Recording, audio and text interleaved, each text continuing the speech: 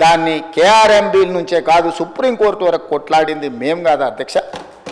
మేం కష్టపడి కొట్లాడి నిరంతరం చేస్తుంటే మీ తప్పిదాలు ఎక్కడ బయట పడతావో అని చెప్పి ముందుకు ముందే ఎగబడి అబద్ధాలు చెప్పి ఎదురు దాడి చేసి ఎంతకాలం బతుకుతారు అధ్యక్ష? ఇవాళ నేను గుర్తు చేయదలుచుకున్న అధ్యక్ష, ఆనాడు తమరుగూడ శాసనసభ 2004లో డాక్టర్ వైఎస్ రాజశేఖర రెడ్డి గారు ముఖ్యమంత్రిగా ఉన్నప్పుడు కడప ఇన్ఛార్జ్ మినిస్టర్ ఎవరు అధ్యక్ష? కీర్తిశేషులు నాయన్ నరసింహారెడ్డి గారు కాదా? హరీష్ రావు గారు ఎమ్మెల్యే కాకున్నా మంత్రిగా రాజశేఖర రెడ్డి గారు మంత్రివర్గంలో చేరిన మాట వాస్తవం కాదా? రాజశేఖర రెడ్డి గారి ఆశీర్వాదంతో కేంద్రంలో మంత్రి అయింది చంద్రశేఖరరావు కాదా అధ్యక్ష? చంద్రశేఖరరావు గారు కేంద్ర మంత్రిగా ఉన్నప్పుడే 4,000 క్యూసెక్కులు ఉన్న పోతిరెడ్డి పాడు 44,000 క్యూసెక్కులకు పెంచిన మాట వాస్తవం కాదా? ఆనాడు మరి శశిధర్ రెడ్డి, పి జనార్దన్ రెడ్డి గారు సొంత ప్రభుత్వంలో ఉండి కూడా పోతిరెడ్డి పాడు పొక్క పెద్దది చేస్తే శాశ్వతంగా తెలంగాణ ఎడారిగా మారుతుంది, దాన్ని అడ్డుకోవాల్సిందని ఇదే శాసనసభలో నిటారుగా నిలబడి కొట్లాడింది పి జనార్దన్ రెడ్డి కాదా? ఆనాడు రాజశేఖర రెడ్డి గారికి హారతులు ఇచ్చింది చంద్రశేఖరరావు, హరీష్ రావు గారు కాదా అని నేను అడుగుతున్నా అధ్యక్ష. ఆనాడు మంత్రివర్గంలో ఉన్న మీరు, ఆనాడు కడప జిల్లా ఇన్ఛార్జ్ మంత్రిగా ఉన్న నాయన్ నరసింహారెడ్డి గారు, మీరు శాశ్వతంగా తెలంగాణ హక్కులను తాకట్టు పెట్టి తెలంగాణ ఎడారిగా మార్చి నా పాలమూరును, నల్లగొండను, రంగారెడ్డి జిల్లాను వలసల జిల్లాలుగా మార్చి, ఫ్లోరైడ్ జిల్లాలుగా మార్చి ఈ రైతులను పొట్టన పెట్టుకున్నది మీరు కాదా? మీ నీతి, మీ జాతి తెలంగాణ సమాజం మర్చిపోయిందని మీరు అనుకుంటున్నారా? ఆనాడు మేము లేమా ఈ సభలలో? శాసనమండలిలో నేను లేనా? ఇక్కడ ఉన్నోళ్ళు చాలామంది ఆనాడు శాసనసభ్యులు కాదా? శ్రీధర్ బాబు గారు, ఉత్తమ్ కుమార్ రెడ్డి గారు ఆనాడు ఈ సభలో లేరా? వెంకటరెడ్డి గారు లేరా?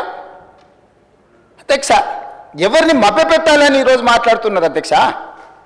ఉమ్మడి రాష్ట్రంలో రాజశేఖర రెడ్డి గారి మంత్రివర్గంలో రాజశేఖర రెడ్డి సహకారంతో కేంద్ర మంత్రివర్గంలో ఉన్న చంద్రశేఖరరావు, హరీష్ రావు గారు ఆనాడు అడ్డుకుని ఉంటే పోతిరెడ్డి పాడు పొక్క పెద్దదై ఉండేదా? తెలంగాణకు అన్యాయం జరిగి ఉండేదా అని నేను అడుగుతున్నా అధ్యక్ష. అది పక్కన పెట్టండి అధ్యక్ష. కాంగ్రెస్ పార్టీ శ్రీమతి సోనియా గాంధీ గారు ఆనాడు ఆల్ పార్టీ కమిటీలో ఉత్తమ్ కుమార్ రెడ్డి గారు తెలంగాణ తరఫున రిప్రజెంట్ చేసిండ్రు. అఖిలపక్షాన్ని పిలిచినప్పుడు కేంద్ర హోంశాఖ తెలంగాణ రావాలి అని వారు వాదనలు వినిపించిన తర్వాత జూన్ 2, 2014 నాడు తెలంగాణ రాష్ట్రం ఏర్పడ్డ తర్వాత ఆనాడు ఉమ్మడి రాష్ట్రంలో 2011-12లో కిరణ్ కుమార్ రెడ్డి గారి మీద ఒత్తిడి తీసుకొచ్చి పాలమూరు రంగారెడ్డి ఎత్తిపోతల కోసం, సర్వే కోసం, నిధుల కోసం, ప్రాజెక్టుల కోసం ఈరోజు డీకే అరుణ గారు బీజేపీలో ఉండొచ్చు కాక డీకే అరుణ గారు, చిన్నారెడ్డి గారు, మల్లు రవి గారు కొట్లాడి ఆనాడు జీవో దీపించి రోజుకు 2 టీఎంసీల ప్రకారం జూరాల నుంచి నీళ్లు తరలించాలి పాలమూరు రంగారెడ్డి కానీ ప్రాజెక్టును ఆమోదింపజేసింది నిజం కాదా అధ్యక్ష? ఆ రోజు తమరు కూడా ఉన్నారు కదా అధ్యక్ష. తెలంగాణ రాష్ట్రం ఏర్పడ్డ తర్వాత పాలమూరు రంగారెడ్డి ఎత్తిపోతల పథకాన్ని జూరాల నుంచి నీళ్లు తీసుకునే విధానం మీద పెద్దలు చిన్నారెడ్డి గారు ఇదే సభలో మాట్లాడితే చిన్నారెడ్డి గారిని ఏ రకంగా దూషించిండో ఈ సభనే సజీవ సాక్షి. చంద్రశేఖరరావు గారు ఇక్కడనే నిలబడి చిన్నారెడ్డిని అవమానించిన మాట వాస్తవం కాదా? కాంట్రాక్టర్ల కోసం, కమిషన్ల కోసం, లిఫ్టుల కోసం, పంపుల కోసం, మోటార్ల కోసం కక్కుర్తిపడి కాంట్రాక్టర్ ఇచ్చిన కమిషన్ల కోసం జూరాల నుంచి తీసుకోవాల్సిన నీళ్లను శ్రీశైలం బ్యాక్ వాటర్స్కు తరలించడంతో ప్రాజెక్టు వ్యయం 16,000 నుంచి 35,000 కోట్లకు పెరగడమే కాకుండా 100 కిలోమీటర్లు పారాల్సిన 175 కిలోమీటర్లు కాలువలు తవ్వాల్సి వచ్చి ఈరోజు 60,000 కోట్లకు అంచనాలు పెరిగినాయి అధ్యక్ష. 2 టీఎంసీలను 1 టీఎంసీకి తగ్గించి శ్రీశైలంకు తరలించడం వల్ల ఈరోజు ప్రాజెక్టులు కట్టిన నీళ్లు తీసుకోలేని పరిస్థితి మనకు దాపురించిన మాట వాస్తవం కాదా అధ్యక్ష? అధ్యక్ష, తుంగభద్ర కానీ, లేకపోతే సుంకేశ్లో కానీ, లేకపోతే కృష్ణానది జలాలు కానీ కర్ణాటక రాష్ట్రం నుంచి మొట్టమొదట మహబూబ్నగర్ జిల్లాలో అలంపూర్ గద్వాల ప్రాంతంలో వస్తాయి అధ్యక్ష. మొట్టమొదటి ప్రాజెక్టు జూరాల దగ్గర.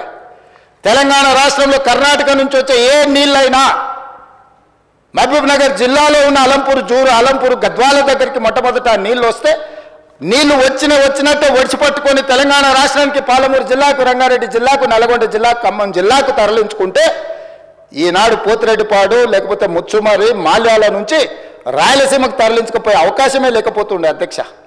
మహబూబ్నగర్ జిల్లాలో కర్ణాటక నుంచి ఎంటర్ అయిన నీళ్లు ఈరోజు తిరిగి మళ్ళీ రాయలసీమ పోయి మళ్ళీ వెనక్కొచ్చి మళ్ళీ శ్రీశైలంకి వచ్చినప్పుడు ఒకవైపు రాయలసీమ, ఇంకొక వైపు మహబూబ్నగర్ ఉంటే మొత్తం కల్వకుర్తి లేకపోతే పాలమూరు రంగారెడ్డి అన్ని ప్రాజెక్టులు కలిపితే కూడా రోజుకు 2 టీఎంసీలు తీసుకునే కెపాసిటీ మన ప్రాజెక్టులలో లేదు.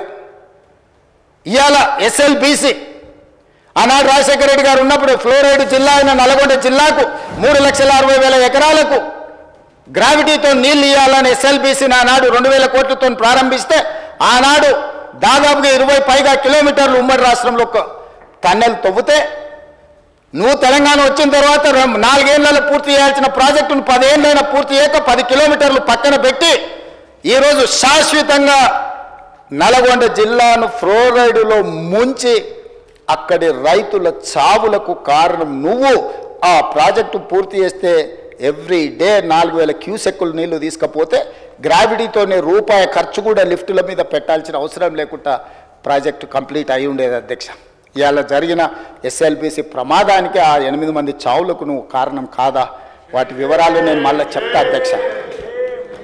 అలాంటిది పాలమూరు రంగారెడ్డి ఎత్తిపోతలు తెలంగాణ రాష్ట్రం వచ్చినాక ప్రారంభించి 10 సంవత్సరాలైనా నువ్వు పూర్తి చేయలేదు.